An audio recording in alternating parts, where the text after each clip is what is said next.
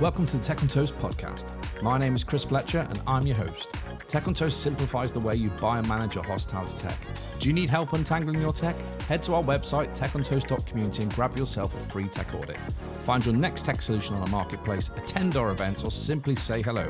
We're here to help support the industry into the next generation. This podcast is brought to you today by Square. Picture this, all the tools you need to run your business seamlessly managed under one roof. From point-of-sale software and hardware to payments, Square's first-party solution integrates it all into one single dashboard. Beyond that, Square also offers team and inventory management, gift cards, and tools that will help you drive loyalty programs and marketing campaigns.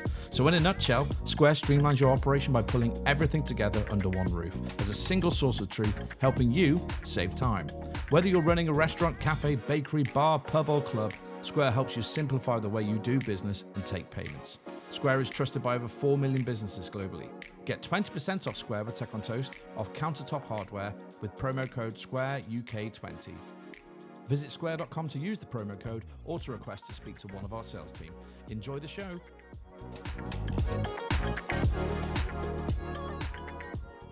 Welcome to the next episode of the Tech on Toast podcast. And today I'm delighted to be rejoined by Jo Harley, co-founder of Korero. Jo, how are you? Good. Yes? Thank you. Yes. We've caught you in your head office today here. You have at Brewdog, Waterloo. Yeah, but you seem to know more people in here than I do today. Well, all the superstars are here. James Brown is here, trying his new Indian. They're launching a new Indian menu at Brewdog. Get it soon. Cam Media are here, all sitting there. That was Cam Media I was talking to. Oh, that was Cam that's Media. Katie Jenkins and all their friends. And then obviously you. And who else was here? Oh, and HRC people were here, Montgomery Group. That's what I was talking to earlier on. So yeah, it's been a busy morning. But anyway, we're not here about me. It's all about you. So really? Jo, before we get into Korero, and which is a great product, and we'll talk about it a little bit more in a minute. Tell us a little bit about you for the people who don't know you on the scene. Tell us about your journey to this point. Well, probably like a lot of people who end up supplying into the hospitality industry, I started out in hospitality. So I left university with no job and went home, and my mum said to me, right, off you go, down the job centre. And so I walked down there. What did you do at uni? Recreation management at Loughborough. Good choice. Yeah.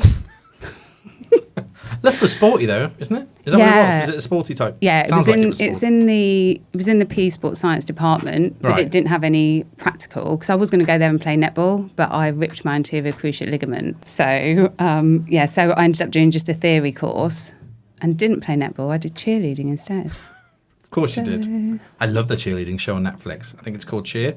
Yes. Me and my daughter watch it. Amazing. And before anyone judges me for watching it, actually listening, it's actually really good. It's about their stories, right? It's about the humans in it. But also, my daughter does cheerleading now as well. It's hardcore. It's dance, it's gymnastics, it's acrobatics. The tumblers are insane. Yeah, anyway. Team sport. Who knew that I like cheer? Who knew? Now everyone knows. And are you watching the Dallas Cow? Yeah, it's not as good as cheer, I don't think. It's not as good as cheer. I had more of a connection with the story in cheer. Yes.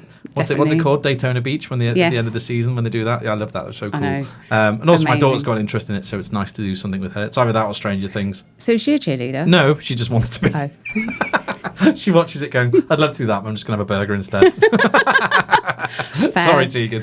Yeah, I mean, my daughter thinks she is actually on it, but yeah, maybe more sass than skill. Right, okay. Yeah. But, yeah. Fair enough. Sorry, I distracted you from your journey. From my story, yes. Yeah. So, yes, that was at Loughborough. And then I did 2 summer seasons in Greece. What, like a rep? No, working in bars. Okay, like a rep. So, like a rep, a bit like a rep. Trying to get, first year, getting people into the bars. I was one of those that person people. Back in the 90s. Yeah, in the 90s. Yeah. And I used to avoid you. Actually, I wouldn't have avoided you, I suppose. But you know the guys No. just come along and chase you down the street? You would, yeah. Yeah. If Joe said go, they were like, all right, I'll go. Yeah, and I was actually with a British gymnast. We were doing it together, and we used to do gymnastics down the street. And yeah, not that I like being centre of attention. Cos. Oh yeah, I was there. We definitely caught him in you. Yes. Yes, I was there. I saw you, Joe. There you Jesus, go. We better stop this conversation. I went there a lot in the 90s, like probably 4 or 5 times. Did you? I had a girlfriend out there, yeah, who was also a rep, but she was for one of the holiday people. How funny! Yeah. Who knew? We'll talk about this Lindsay, offline. Do you know Probably. Oh dear. Anyway, it was a fun time. Anyway, moving on from the holiday seasons. So came back. was sent down to the job centre, walked up to the job centre, looked at it and thought, I can't go in there. And I walked into the pub next door and just said, can I have a job, please? And they gave me a job, sort of on the spot. I turned up there, and because I'd been working on commission all summer in Greece, I just went for it behind the bar. And everyone else was like standing there, back, like, look at the new girl go. And then I realised that actually, probably I didn't have to serve 5 people at a time in a pub in Camberley to be impressive. And at that point, I just loved it. I loved being behind the bar. I loved meeting people. And my landlord and landlady, because that's what we called them at that point in time, they were old school, back in the day. Like Den and Angie. Oh, my God. Yeah, sit at the end of the bar, fag in one hand. Yes, I know. Not just for our European listeners. It's a soap opera. Or the Den and Angie reference for anybody under the age of 50. Thanks, Jo. That's all right. And end of the bar, fag in one hand, glass of whiskey in the other, just directing operations. Oh, you or the owners? No, the owners, the landlady, my classy. landlady. Yeah. But I learnt so much from them. It was amazing. And my area manager at the time, Alan Parker, one of the most influential people, he was amazing. And he came in and said, look, you're good at this. Why don't you come on our graduate course? Because I was looking for my proper graduate job at the time. And I was like, I can't tell people like Lynn and Rob how to run their pubs. I want to run one myself first. And so I did. I had a licence at 25 and I was running a Mr. Q's in Basingstoke. Mr. Q's, very cool. Mr. Q's, yes. So, Is that like Susie Q's? Or am I being stupid? No. Is that the same company? No, I don't think so. It was Allied Demet. Was it pools and pool tables? Yeah, pool tables. Stella Sundays, meat raffles. Yeah. Football on the screens. It was like the first iteration of Sports Cafe. Yeah. Yeah. Yeah, it was... You used to do the bin bag fries, man, anyway. Good fun, hard work. Yeah. But you did everything. I was living there and I was thinking that this was such a great life because they paid me about 10 grand a year and I got all my accommodation and food, but I also got to get up at 6 every morning and not go to bed till midnight. So... It is so weird. I mean, we have a very similar journey, actually. Yeah. I also started in pubs and I think... I never thought... I genuinely, and I don't know whether people just go, roll their eyes... but I genuinely didn't think of it as a job. No. It didn't. I didn't even know I got paid, if I'm honest. I got paid $6.5 a year, my first job. $6.5 a year. Live in, like you, so I lived in. Yeah. So who cares? Yeah. I was eating for free and drinking for free anyway. Exactly. And it's like your living room, right? So all so the cool. locals, they used to look after me. Yeah, and I think what you talked amazing. about the landlords is really interesting because we'll get onto your product in a bit, actually, and there is a thin dotted line here, is that they made management feel like parenting almost. That you felt like you had to be responsible, loyal, respect them, all that kind of stuff, but they also gave you something back that was different to what you get from a manager. Does that make sense? Totally. Like when I was living with Lynn and Rob, when I was doing my training, it was like I was their third daughter. I used to call them my second mum and dad because you're living with people. It's a different experience. And I don't know, you look, there's a lot of criticism of things, how things were done. And there's a lot of, it wasn't like that in my day, this kind of speak. And things move, things change. But for building resilience, there was nothing like that. And it's about the character. I don't think characters change, right? No. As in, I think it's just if you're lucky at the moment. Yeah. Like, and that's where tech plays its part because it can get rid of some of that missed luck, potentially, and give some people some help who probably aren't as good as, what were their names? Lynn and Rob. Yeah. And I think that's a really unique way of looking at it sometimes, that actually it is very... you look at sliding doors through your career, people you could have worked with, you see other people go up the ladder quicker than you, and you think, why is that not me? And it's just wrong place, wrong time, right? Or the other way around.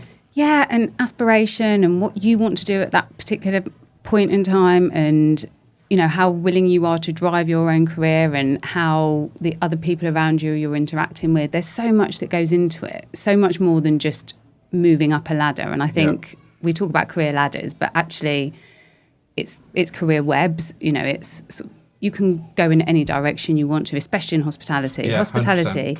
Is still, I think, one of the only industries where you can start off literally washing pots and end up being a CEO of a business. Alex or having your own business. literally on the podcast last week, they used to call him Pot Wash A because him and his brother, I think they were called, his brother was B, and the Pot Wash A and Pot A and Pot B they were called, and now he's MD of Bazimpli.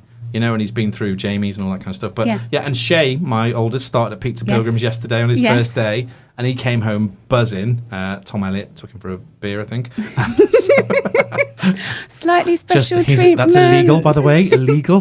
But anyway, but yeah, Shay, not who you know at all. But he came home and he was so excited, and I'm all. Is it weird to say I'm jealous a little bit? Like I was literally looking at him and saying, I wish I could go and do that again.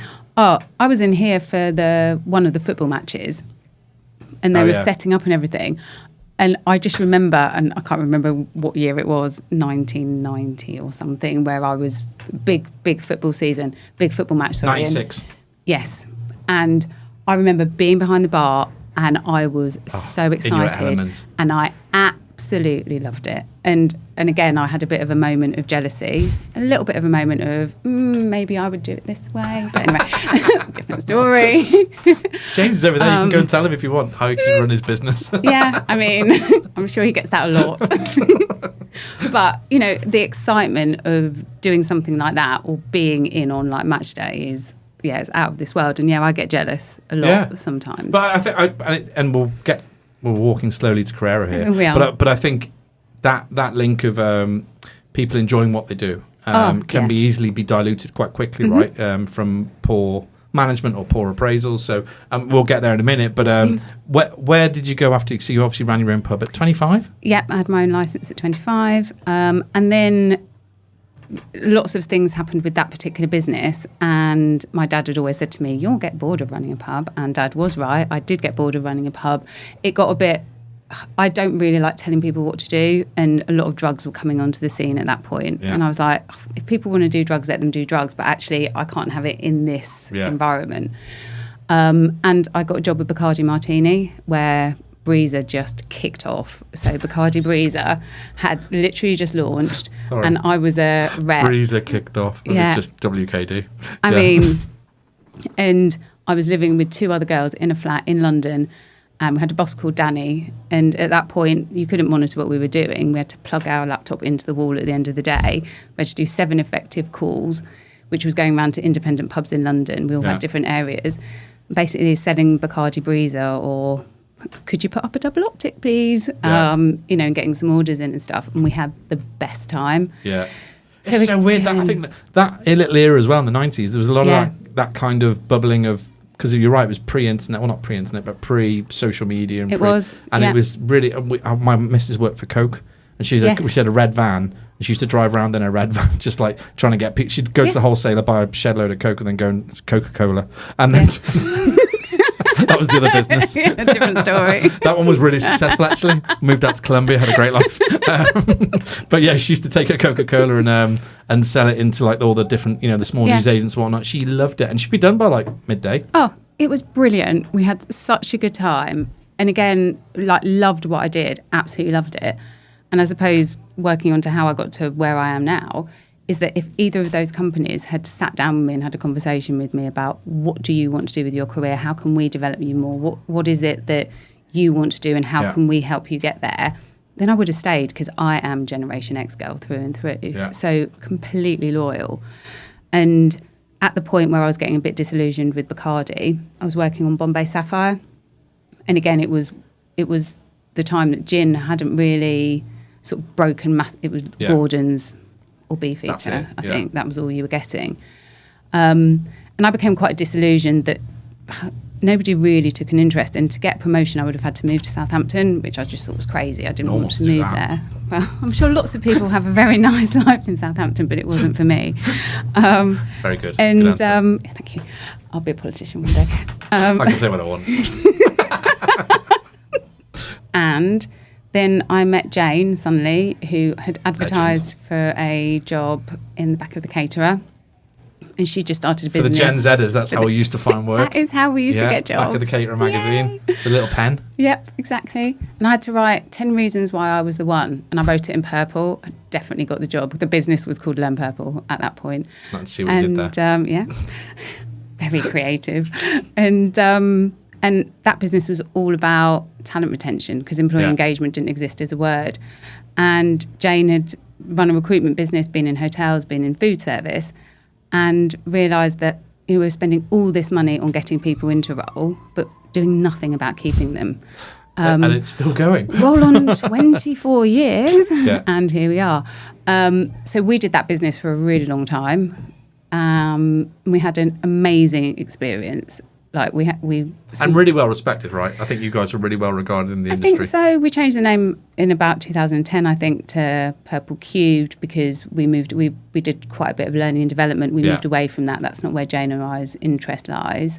And we built this piece of tech, which was all about helping people have good career conversations, which is the first ever iteration of Korero. And we also did a lot of consultancy work. But we had an amazing time, and people that came to work with us, we've got so many people that used to work with us that have now gone on to have the most fantastic careers. So John Reed, who now owns Paddy and Scott's, Jodie Goldman, who has got her own business and does a lot around women in leadership. Yeah, Jodie's one of my she's very cool. Yes. Yeah, she's on LinkedIn a lot. Yes. I didn't know that. Yeah, Learn every day on this podcast. Yeah, Sam Gardner, he's gone on to work for Booking.com. So many who have just gone on to have the most stellar careers. And our purpose in that business was transformation, so to transform the lives of everyone we come into contact with, however small. And I really think we did that for both the people that worked for us, but also our customers as well. Yeah. And we never had loads of customers. We never really grew the business. For context, we started at the same time as Fourth. The largest we ever grew was to 23 people. Yeah. But we never had any outside investment, so it was always... It's interesting, isn't it, that those flow. journeys when you compare to someone like Fourth, Yes. because at colleges we worked with Fourth, and actually early on in their journey, all the way through, actually, I remember seeing every time we go to that office in Covent Garden, it was getting bigger and bigger and more floors and more floors. And they were going, well, everyone knows their story, so yeah. Yeah, going from strength to strength. And Simon Bocker, who now owns Pay Captain, I've always... One of my favourite tech people. Yes, and always been a little bit... I mean, he was very kind to mentor me at some points during my career. He's, just one of the good guys. And I think if there's anything about the Korero business... I mean, our values as a business are that we care and that we're credible and that we're positive. And I think sometimes that can be quite hard in tech, especially as you're growing as a business. But Simon absolutely nails that. Yeah. He's one of the kindest people I know. He'll always give you time. He's amazing. Shout out to Simon. Big shout out to Simon and his amazing product. Yeah, well, Pay Captain is doing insane things at the moment. Yes. Weirdly, it's very weird, but I just literally had an exchange with them this morning about the event we're doing here in February. So yeah, they'll be here, which is really exciting as well. Yes. So in your best non-breezer type pitch, give us your Korero in a nutshell. Can you break it down? Yeah, so what does it do? Korero is all about having really great career conversations, so with the right people at the right time. So almost, if you break it down into three parts from an employee perspective, it's all about having the ability to drive your own career. So let people in the business know that you are performing really well, that you're ready for some development, that you're feeling fit and healthy, that you have opinions and you want to share them and you can collaborate. Yeah. From a leadership perspective, so we're talking about leaders at all levels. So if you've got anybody reporting into you, it will give you the framework, the structure and the nudge to have those conversations with people. And also, just to talk about the right things. The number of operators that I come across that say, but I talk to my people all the time. And I'm like, of course you do. You're an operator. That's your job. You can't avoid it. However, do you, hand on heart, sit down with them on a regular basis and understand how they really genuinely think they're performing, how it's very, well they are? Very interesting, because I just spoke to a leader of a very large chain of pubs out here. And he said, who was that? Because you popped over and said hello. I said, oh, that's Jo. He said, what does Jo do? I said, she runs Korero. And then we just started about Korero. And I said, what do you guys do for looking after people through their careers and appraisals? And he was with someone else and they just smiled and just went, we do our best.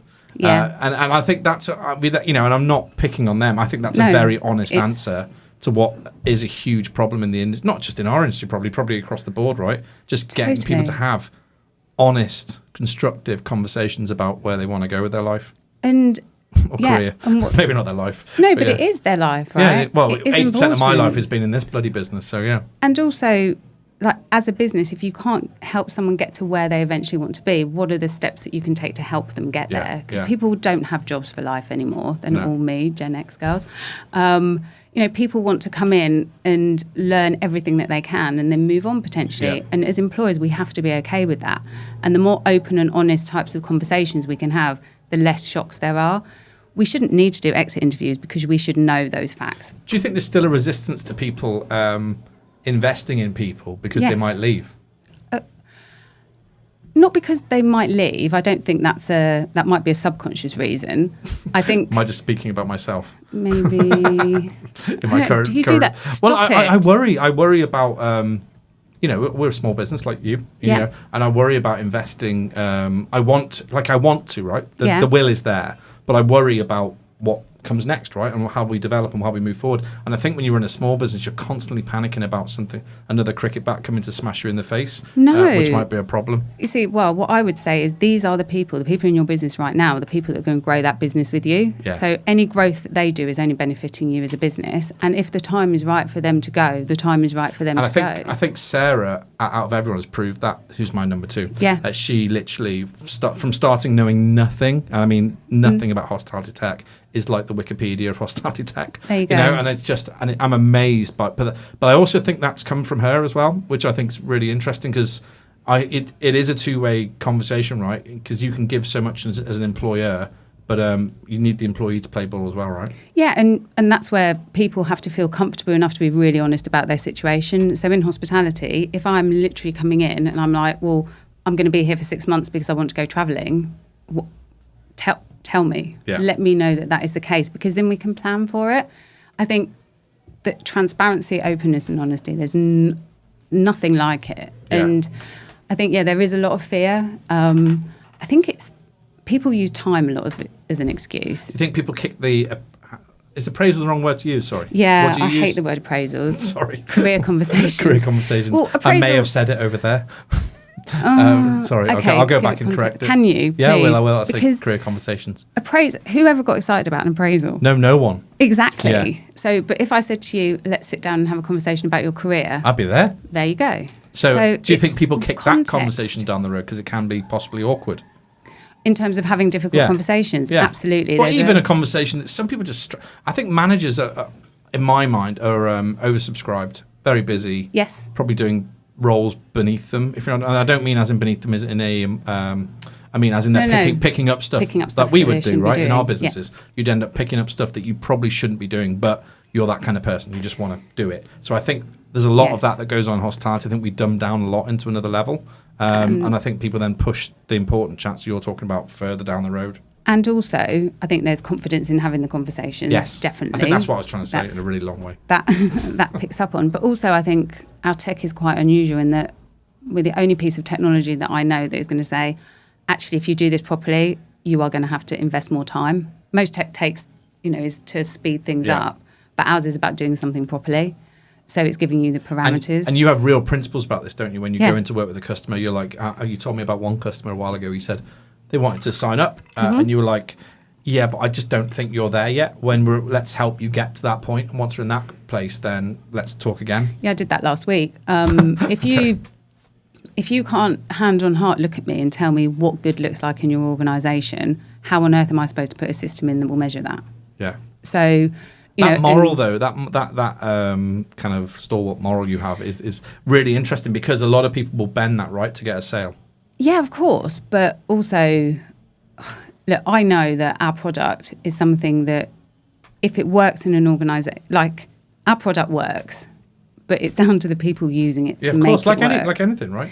Not like anything, because I suppose not like a POS functional, system. yes, a functional Yeah, system like or a a POS. payroll system or whatever. It just has to work. It doesn't Yeah. matter if the tech's good, bad, indifferent. It has to work. And or you're in run a out. difficult space, I suppose, because you're right. That's where people have to want to do it. Yes. Yes, I see what you mean. Definitely. Yeah. Like you don't have a choice. You have to use the POS.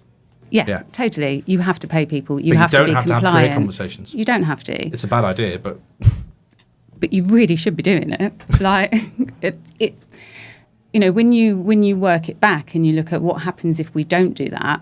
When we originally started the business, we did a lot of research around what makes people stay. Yeah. So, I'm not going to sit here and say Korero will increase your employee engagement by X percent. However, what I do know is that people are more likely to stay if they're communicated with in an adult to adult way, if they have managers and leaders that inspire them, if they have development that's individualised to them, if they have a clear career path, and if their values match that of the business.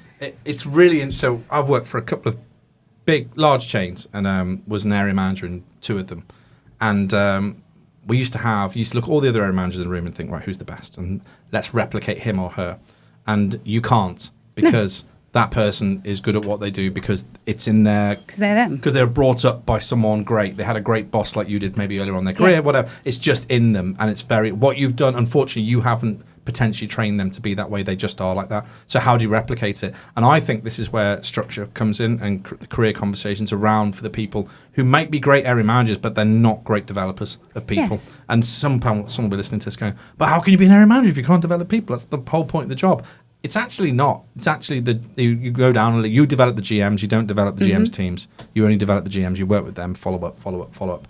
And I think having a piece of tech that can control that conversation, not control it, sorry, wrong word, can steer that conversation so it's not dropped, so it's followed up. Just those 2 really minor things straight away, just to make sure it happens, because you'll just get better at them. And then you will be like the good guy in wherever that is, or the good girl in the other area. And I think that's where big companies need to look at that part of the career journey and really focus on it, because you cannot replicate those people. They try all the time. Let's go. Yes. They worked at Brewdog. Let's hire them because they worked at Brewdog or whatever it might be. And that's almost the worst thing to do. It just doesn't work. No, because you need to be really clear on what your culture is, what really good looks like here.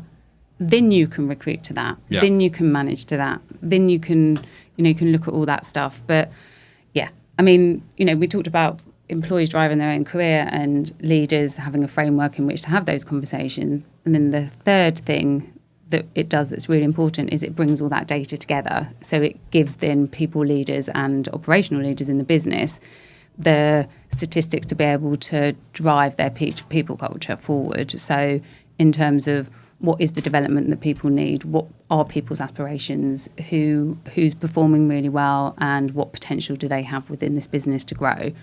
So then you can sort of bring it all back together. And if you then put it up against other systems stats, you can start getting a really good picture of who your real strong players are. And what I love about your product is it's not anyone can use it, right? Yeah, totally. Like a single site person or a 1,000-site person. It doesn't matter, right? And I think, and for me, the guys that sit in that mid space, like that mid market, are really interesting because they probably don't have the structure of a full HR team. They probably don't have a people director. At Prime Minister, we had 18 sites or whatever it was, 12 sites, I can't remember at one point, but HR was us. It was me. Yes. God help you. And the founders, right, that we were in charge of it. And I remember we had an Excel spreadsheet that managed what you're talking about. Yeah. And it broke constantly because we broke it, And again, it's getting into that cadence, isn't it? It's, it has to be part of this is how we do stuff here. So some of our clients that use the system, so for example, Valor Hospitality, it's part of their employee value proposition, their people promise, is that we will give the opportunity to sit down and have a conversation about your career every 3 months. Do you think it's different in the different verticals, so in hotels versus restaurants, or do you work in both? Work in both. So, for example, Rosa's Thai, for example, is both. The Ned's a really good one because I often ask them what they are, and are they a hotel with lots of restaurants, or are they restaurants with rooms, or what are they? So we work with them. Certainly, hotels seem to have a higher adoption rate with us. I just feel like they're more structure around. I don't know why. Maybe it's more predictable in what they do every day. More career, more people work. If you want to have a career in hospitality and you go to study hospitality, I think end up in hotels a lot of the time. I mean, it's a huge generalisation. Whereas I think people that fall into hospitality are those that went and worked behind a bar and loved it. Yeah. As we did. Yeah. I don't know. But then also we don't have a sales and marketing team. So everything is reliant on word of mouth or somebody saying it's good or somebody moving somewhere else. So I think a lot of the reason that our client demographic is quite hotel heavy is just that's where we've kind of ended up. From one to the other. Yeah. No, it makes sense. I'm just interested because I worked in both and I had a really cool career. Really enjoyed all of it, actually. Didn't have any regrets. But definitely felt like when I was in hotel world that there was a lot more. I actually didn't like the structure around me, but I felt like there was more of it. I need to be free. Mm-hmm. Really? Yeah, I need to be. I need to be. Who knew? That's why when I went to Hard Rock, I was like, "Well, these people just don't care." As in, they just didn't care, but they cared more than anyone else I worked for. Yes. But it felt like they just set me free. It was very weird, and really got me really quickly. And that's never happened to me before. Within weeks of working for someone, to go in and go, they're like, I was like everybody else. They were all a bit odd, like. They're all that's because entrepreneurs, kind of thing, running restaurants. It was they're weird. doing a really, really good job there. Or at that point, they were doing a really good job of recruiting to their values, recruiting to what they were as an organisation. So you will work in some organisations, you won't work in other organisations. So, knowing that and being very clear about what you stand for as a business, it just means really they did a really because good with job a product, of recruitment. you will create a profile so it could be Kenny Korero, right, who you sell to because Kenny does X, Y, Z, right? That's why you sell to him. But then in a restaurant world, do we have people like an employee type? I'm trying to edit that bit now. I ruined it. What's it called when they have employee branding? When they focus on an actual individual, so like a Chris, like a courageous Chris. Do they hire a courageous Chris, or do they hire? I wonder if there is that detail done, because I agree that actually, if my friend had gone there, in fact, my friend did. Both of us interviewed in Park Lane for Hard Rock. I got it, he didn't, and we were living together at the time, me and my mate. So he was devoed, I got it. Yeah. But then he came and worked. I got him in there about a year and a half later, and he hated it, and they hated him. Not hated, but it didn't work. Because they were right in the first instance. Whoever recruited you was doing exactly the right thing. If you don't get a job, it's never about you. It's, are you a right fit for that business? You'd hope. Yeah, if people are doing the right things that I dream about in my head. And how much do values come into play? Because Hard Rock's values were take time to be kind, innovate and create at every opportunity, love all, serve all, that was the big one.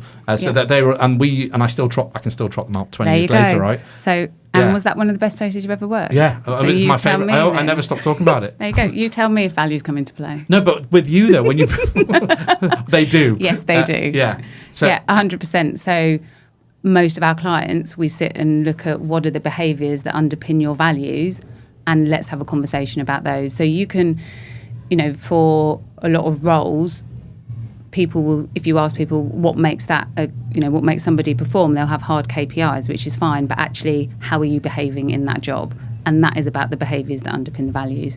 So from my perspective, if as a business you have a really clear purpose, you have 3 to 5 values, and underneath each of those values are a set of behaviours, then it's really easy to tell whether somebody is going to work in your business or isn't going to work in your business. And it's not personal. It's like, are you matching them, are you not? And then right from the moment that people come across you in the marketplace, like how are you putting those values out there? From your website to when people walk into a site, from the recruitment process, the onboarding process, well, in fact, pre-joining, what do you do with people before they join? What happens on inboarding? What happens through that critical first 3 months? We know that that's really key. People will decide whether they're going to stay or leave within the first 100 days. What are we doing through every single touch point of the employee experience that is reinforcing those values? So like you, 20 years later, you can just trot them out because they were so ingrained and embedded in everything that you did. I've used them all my life. Like, it's genuinely weird. Like, and I know, I think everybody has that maybe once in their career. Maybe they have, or maybe, hopefully more than once. But you definitely have that moment where you're like, God, I fit. Yeah. Someone told me it was the executive chef from Mission Mars, Scouser. He's a funny guy, and he was telling me that he was working on the railways. Right, he was literally replacing rails on like with they were called a gang, with a gang on the railways in Liverpool. And his mum said you should go and try, or his nan said you should go and try and cook, because you cook a mean breakfast.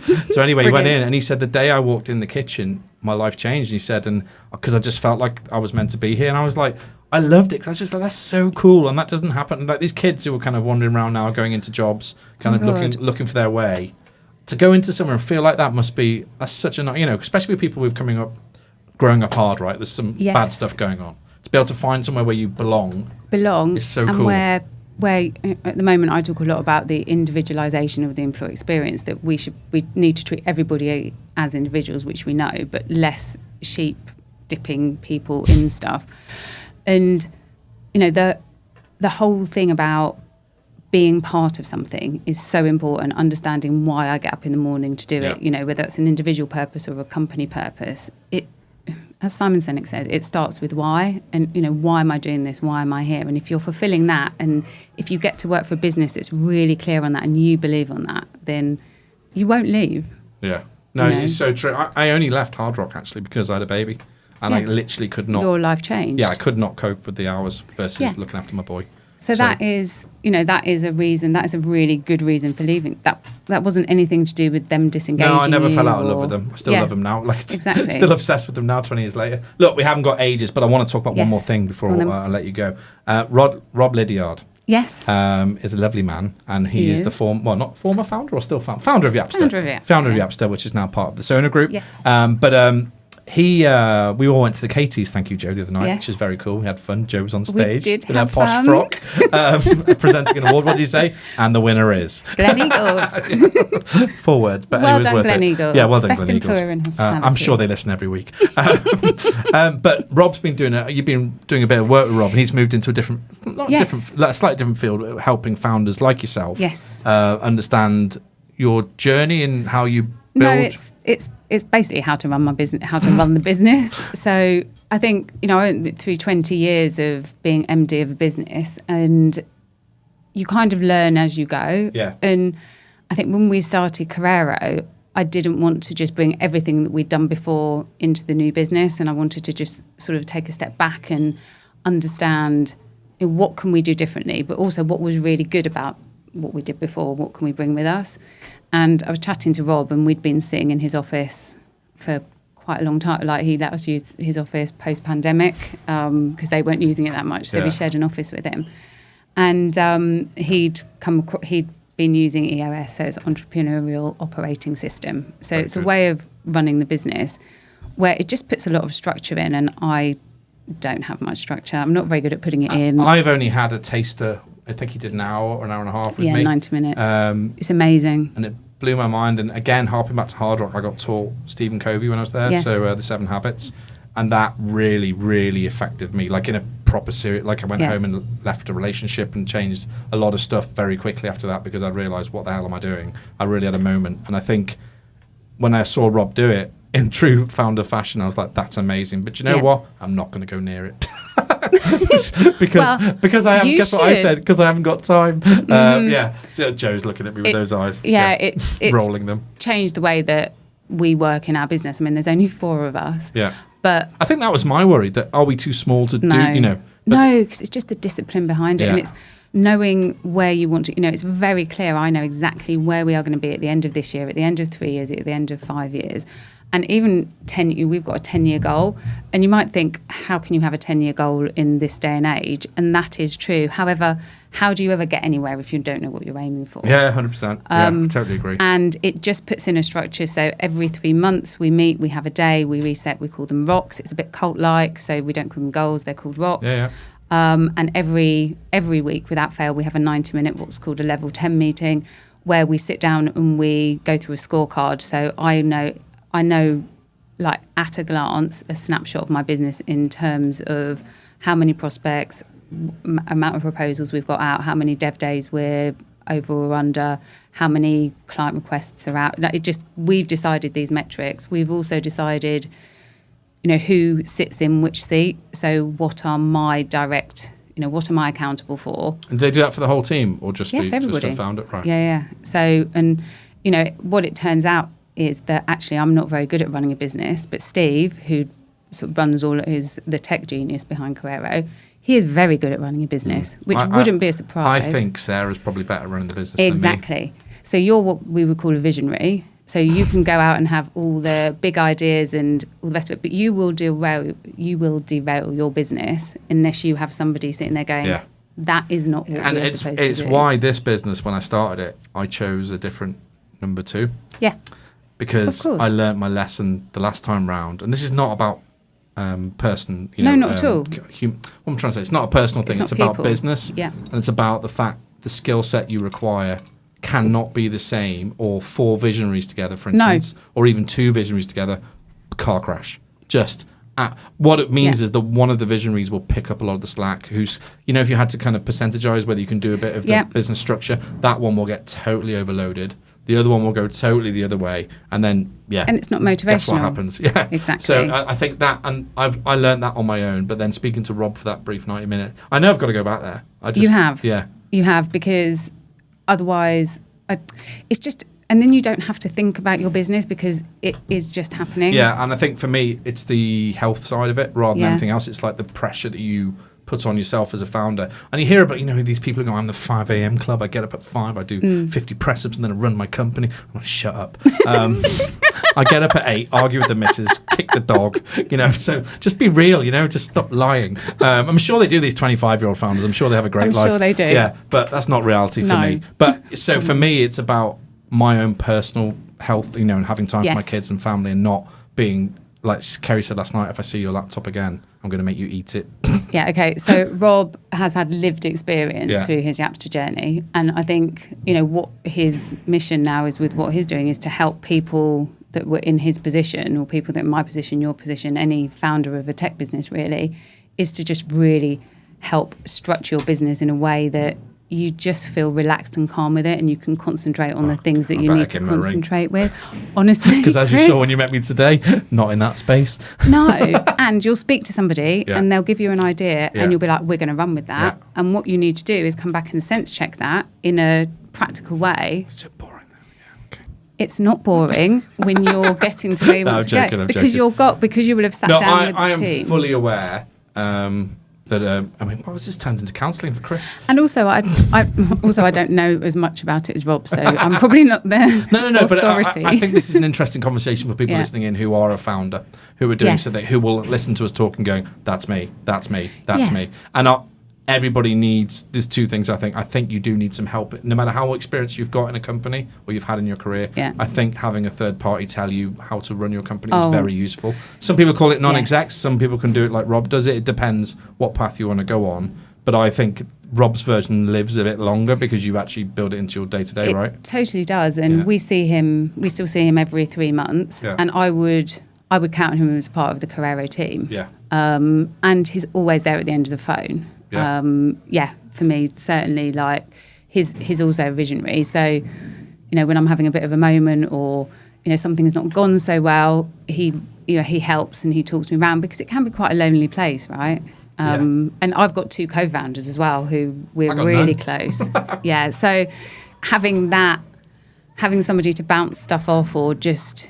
I totally agree, and I think if you don't have that potential, your number 2 takes all of that. Yes, which is probably not healthy either for them. But no, really good. If you don't know Rob, go check him out on LinkedIn. Yes, Rob Lydiard. Definitely. What's his company called? Has he got a company? Is it just called Rob Does EOS? I think it's called Mission Group. Yeah, I think it is Mission Group. Anyway, find him. You'll see it on his profile. Yeah. Look, Jo, that was a really fascinating conversation. We did this with no notes. Oh, yeah. Well, I kind of think I could go into any conversation with you, Chris, and it would just go. Yeah, that's true. Yeah, but no, I thought it had a bit of structure to it. Did it? Yeah, a little bit. Maybe not. The Greek bit was fun. For 2 people that can't do structure at all, to do a podcast with no notes. Yeah, it's the way Rob will be like that, rolling his eyes somewhere, going, "Get back in here now. We're bringing your 3 monthly appointment early." I'll be like, "Oh, Rob, so we talked about you loads on the podcast, but I won't tell him when it is." Right at the end, he'll have to listen to the whole thing first. Oh God, that's horrific. Yeah, you'll have to fast forward. How do they find out about Korero and you if they need to speak to you, these people listening? Find me on LinkedIn is probably the easiest way, or website. What is it? Korero. So Hello Korero. Oh, Hello Korero. Yes. Hello Korero.co. Yeah. And I think if you are running a business and have more than one employee, I think it's just the career conversation part, not appraisals, is really not appraisals. I think it's absolutely fascinating. As I said, my boy's just started his journey with Pizza Pilgrims. He's only done a day, but already he's got his Sideways app that he's working. Yeah, it's so weird, isn't it? It's so weird. He logged on Sideways. I texted John straight away. Yes. I went, Shay's on Sideways, and he loves it. Right, Shay's flying around on it, doing all his compliance and stuff, learning all his stuff. And if people can just do that for anybody, and whatever, that. Totally. Help them kind of walk their career a little bit. I think it's absolutely vital. But also, for your boy, and I don't know what Pizza Pilgrims do. I'm sure they do something. They do pizza. They do pizza, but also, is somebody checking in that the first day did go okay? Is somebody checking in that week I had one went multiple okay? WhatsApps, but I think that might just because of I think that might be because of who you are in general. I mean, no. They've got a vibe. You know, when you feel culture. Yeah. Someone asked me ages They ago, just know. what is culture? How do you measure culture?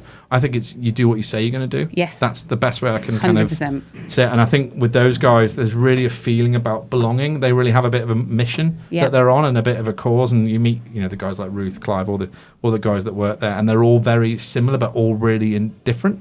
They've got that vibe that runs between us little thread of line. Yes, that thread. Yeah, like the values piece. I think maybe they're just really good at hiring what they think fits the Pizza Pilgrim's values. And they're very clear about what they stand for, right? Yeah. And what their employee experience. I mean, I think I said this to somebody the other day and they were like, oh, wow, I'd never thought about it like that. And I can't believe they didn't. But it's like, look at how much time and investment goes into looking after your customers. And then look at how much time and investment goes into looking after your people. Yeah. And shouldn't it be the other way around? That's what. And weirdly, I was talking. We were ending the podcast. Now we're starting again. Sorry. No, it's fine. But I was talking to this trade show this morning about what they're doing next year, and we talked about how small their tech area used to be, and now how big it is, right? Because if you look on your P&L, 10 years ago, you were probably spending 10% of your overall costs on tech. Now it's probably 50%. It just shows that things are changing with people as well. How much you invested? Hello. I've got that on the camera. And with people as well, that I think that actually look how much effort you put into what you get out of it. Yes. In terms of retention. It's not just about them staying as well. It's just about them having a great time while they're with you. It's not about retention. It's about the experience that you're giving somebody whilst they're in your, not in your care, but whilst they're with you. How can you make this the best possible experience that somebody can have? Because that's what you're looking to do for your customers. They walk in through the door and they have the best time ever and they tell all their friends about it and maybe they'll come back. Isn't that what you'd want for your people? Yeah, just put the same effort in. It's a bit like a relationship, isn't it? Totally. Let's not get into that. Anyway, well, look, if you need to talk about careers and have a career conversation, talk to Jo, because I think it's really important. Not just Jo, there's obviously the other guys in the team down the way here. But have a chat with Jo and just understand what Korero does. And I think just do the discovery bit. Just find out what it can do for you and talk to some of the customers that already work with them. Because I find it really fascinating that if that scenario where if you apply what you apply into your product, into your people, surely you're going to have a better time with it. Yeah. Brilliant. Well, thanks, Jo. I'm not going to Edinburgh today. I'm staying here. But that was the Tech on Toast podcast. That was Jo Harley, co-founder of Korero, and you can find her on the marketplace, or you can find her on hellokorero.co. Yeah. See, I remembered it all. Very good. Thanks, Jo. Say bye-bye. Thank you. Bye-bye.